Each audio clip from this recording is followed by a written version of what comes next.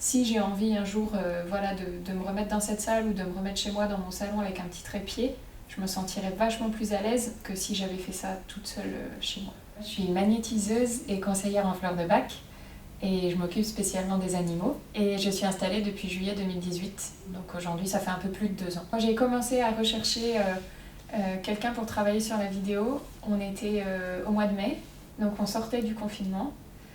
Et voilà, j'avais fait 1 mois à 0 de chiffre d'affaires. Je me demandais vraiment comment ça allait reprendre.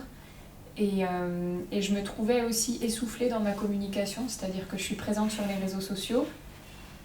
Je publie, mais je me disais, des fois, j'ai pas l'impact escompté sur les gens. Est-ce que je vais passer comme ça chaque semaine pendant mon activité du temps à publier sur les réseaux sociaux pour avoir 10 likes de ma mère, de mes amis, et qu'en fait, ça rapporte pas de nouveaux clients pour moi. Donc ouais, j'étais un peu désabusée en me disant combien de temps ça va durer et en fait, est-ce que c'est utile ce que je fais de publier comme je fais. Et je m'inquiétais aussi de la suite, comme on ne savait pas trop si on allait être confiné ou non. J'avais un peu peur d'être en perte de vitesse au moment du déconfinement. En fait, c'était un de mes objectifs de 2020, de me dire « Ah, j'aimerais bien faire de la vidéo et avoir une chaîne YouTube », parce qu'on m'avait expliqué que la vidéo avait plus d'impact aujourd'hui sur le net que les photos. Et donc ouais, c'était un objectif de me dire j'aimerais bien faire de la vidéo et avoir ma chaîne. Mais en début d'année, je ne savais pas si j'allais me débrouiller toute seule ou passer par un prestataire vidéo en fait. Ok. Et tu avais commencé à tourner quelques vidéos toi-même? J'avais fait un petit truc en story Instagram, ça c'est facile, c'est court et puis au pire si elle est ratée c'est éphémère. Donc ouais, j'avais fait un petit peu à la maison avec mon téléphone et j'avais déjà commandé un trépied. Mais voilà, j'ai pas l'équipement pro quoi, c'était des petites choses toutes simples pour tester. Il y a une question qui revient souvent avec mes clients, c'est je suis pas à l'aise face caméra. Et du coup, je veux pas forcément me lancer dans la vidéo ou d'être face caméra, ça me fait peur. Est-ce que tu peux répondre à cette question-là? Est-ce que toi, tu étais à l'aise face caméra dès le départ et qu'est-ce que tu as fait pour te sentir plus à l'aise? Ouais. Non, j'étais pas du tout à l'aise dès le départ. J'étais même complètement crispée quand j'ai vu la première vidéo. Je me suis dit, oh là là, je souris pas. Enfin, même je me voyais avoir pas respiré complètement. Mais au début, c'était un challenge aussi pour moi de me dire je me fais accompagner, mais je sais que si j'ai des amis qui avaient fait des vidéos comme ça, qui travaillent dans le web marketing, en me disant mais oh, j'ai publié ma vidéo, ça a été bien plus partagé que mes autres posts. Et donc je savais que c'était à moi de me faire violence, quoi, de sauter le pas, de me dire si tu veux une belle vidéo pour te présenter, va bien falloir que tu sois derrière la caméra et tu peux pas vouloir te faire connaître et rester incognito derrière des photos de chevaux ou de chiens. À un moment, il faut bien aussi qu'on voit mon visage. Et donc ouais, le premier tournage, c'était pas évident parce que c'était ici au cabinet. J'étais pareil toute seule sur le canapé, mais c'était pas un échange comme on est en train de faire. Et donc j'ai vécu ça un peu comme un monologue seul face à ta caméra et c'était pas évident. Mais sur la première matinée, on a dû tourner au moins 4 sujets différents. Et j'ai bien vu quand tu as sorti les vidéos, la première, ouais, je me suis dit, oh, je suis crispée, je souris pas. Et quand tu m'as envoyé les autres, au fur et à mesure, je me suis dit, tiens, c'est juste en 2 heures, 2 heures et demie de temps. Et à la fin, déjà, je suis plus détendue. Donc c'est en le faisant qu'on y arrive. Comme je sais que mes clients sont pas forcément très à l'aise face caméra pour les premiers tournages, en général je leur propose des vidéos ou des accompagnements pour les aider pour faire toute une prépa en amont du tournage. Est-ce que tu peux m'expliquer cette partie-là et est-ce que ça t'a aidé à te sentir mieux, etc. Oui, régulièrement, à chaque fois qu'on avait une demi-journée de tournage de prévu, moi pendant les 3 mois tu m'as mis à disposition plein de vidéos sur la plateforme avec laquelle tu travailles, tu as fait un répertoire FAQ et ouais, c'était bien parce que tu nous donnes les clés pour bien nous préparer, c'est-à-dire que la première matinée de vidéo, même si moi j'étais en monologue, en fait tu m'avais envoyé une méthodologie pour que moi je me prépare, que je fasse un plan et comme ça a coulé tout seul, quoi. Il n'y avait pas il n'y avait pas trop de temps mort, j'étais vraiment prête.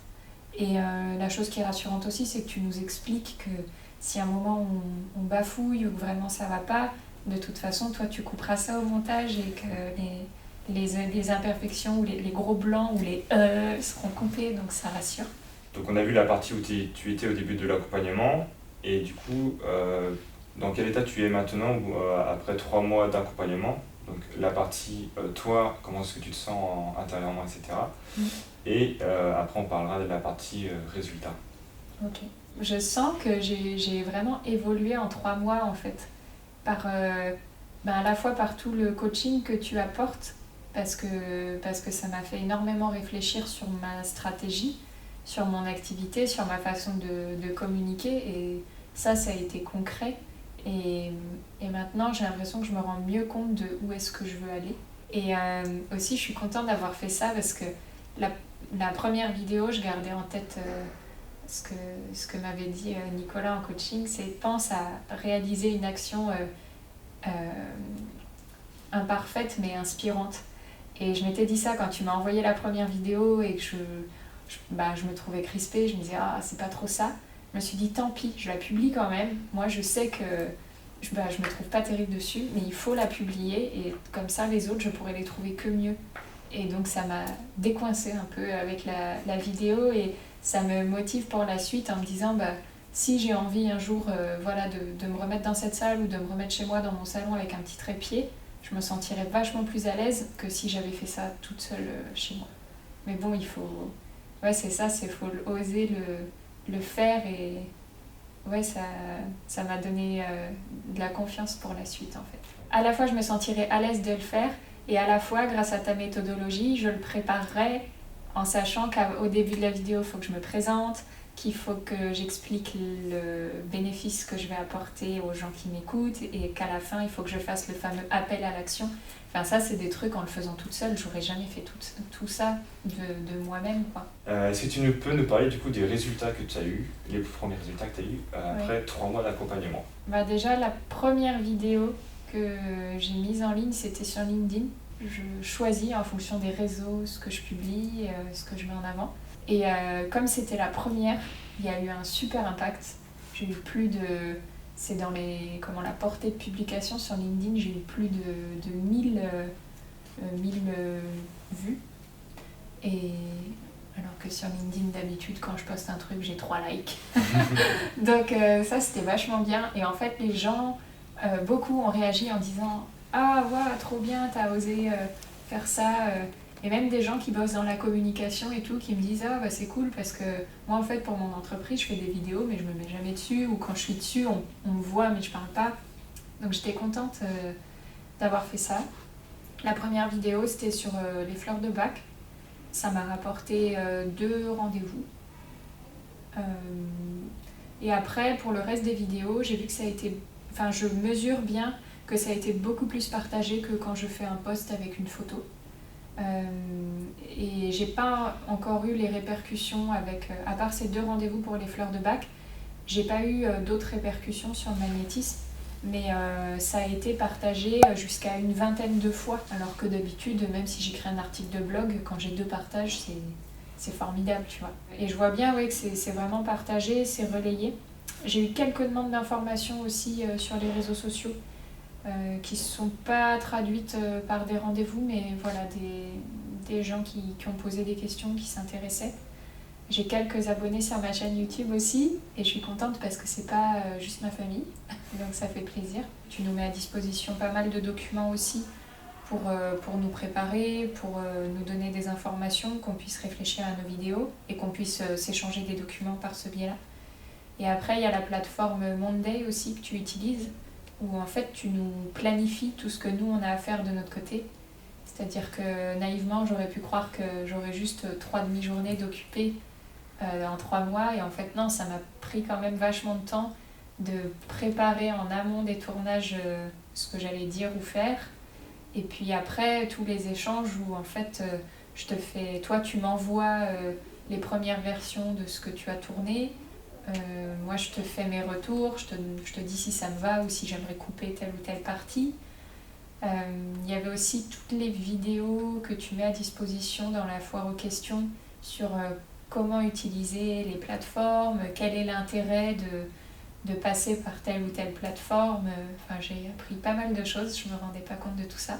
Et j'ai créé ma chaîne YouTube, donc c'est moi qui l'ai fait, mais tu m'as conseillé aussi par rapport aux messages qu'il fallait que je mette en avant, aux playlists que je pouvais créer, au fait aussi de mettre parfois des vidéos plus courtes sur les réseaux sociaux qui emmènent vers une vidéo plus longue sur YouTube. Voilà, c'était un accompagnement global. Qu'est-ce que tu dirais à une personne qui hésite à se lancer dans la vidéo et surtout à se faire accompagner dans son activité au niveau de la communication, au niveau de la stratégie? Pour moi, ça a été un gain de temps de me faire accompagner. Parce que si je l'avais fait moi-même, en fait j'avais déjà fait une journée de formation, faire son montage vidéo avec une appli sur ton Android, tu vois. Et déjà c'est pas le même rendu, on n'a pas le même matériel, on n'a pas les mêmes compétences, c'est un autre métier. Et à un moment donné, si on a aussi envie de se recentrer sur son métier, on peut pas passer des journées entières à faire du montage en tant qu'entrepreneur. Enfin, autant le déléguer, quoi. Ça me paraît pertinent. Et en plus, ouais, il y a plein de... Enfin, tous les conseils en communication, moi, ça m'a donné un nouvel élan, ça m'a remotivée. Parce que comme je te disais, je me sentais en perte de vitesse en me disant mince, je publie, mais j'ai pas toujours l'impact que j'aimerais avoir. Et la vidéo, ça donne un nouveau souffle. Mais en même temps, avec les conseils que tu nous donnes, même si je fais une publication photo et pas vidéo, je vais peut-être penser à l'écrire différemment, à me dire ah ouais, il faut que je mette un appel à l'action qu'avant je ne mettais jamais. Et ouais, ça donne un bon coup de boost. Ça permet d'apporter un regard extérieur sur son activité, c'est toujours bon parce que une fois que tu es dedans, le regard extérieur, c'est ta famille ou tes amis et qui peuvent parfois manquer d'objectivité parce qu'ils te supportent coûte que coûte. Et c'est pas mal en fait d'avoir un regard neuf et extérieur sur ce que tu fais. Et ensuite, oui, je pense que moi, ce que je voulais, c'était avoir aussi une qualité professionnelle et pas juste me dire je fais mes vidéos dans mon salon avec peut-être un mauvais son, un mauvais éclairage. Ça, j'en ferai certainement plus tard. Mais d'avoir aussi vraiment des vidéos de présentation qui soient hyper qualitatives et qui me serviront dans le temps, en fait. Elles vont pas juste me servir là, une fois que je vais les sortir, mais elles me serviront peut-être sur des salons ou quand des gens me demanderont ce que je fais. Au lieu d'échanger pendant une demi-heure par Messenger, je pourrais juste aussi leur envoyer le lien de la vidéo. Et comme on dit qu'une image vaut 1000 mots, je gagnerai du temps. Ok, bon, on va finir là. Merci beaucoup Diane de m'avoir accordé ce temps-là ce matin. Merci à toi pour l'accompagnement, c'était vraiment chouette. Top. Merci.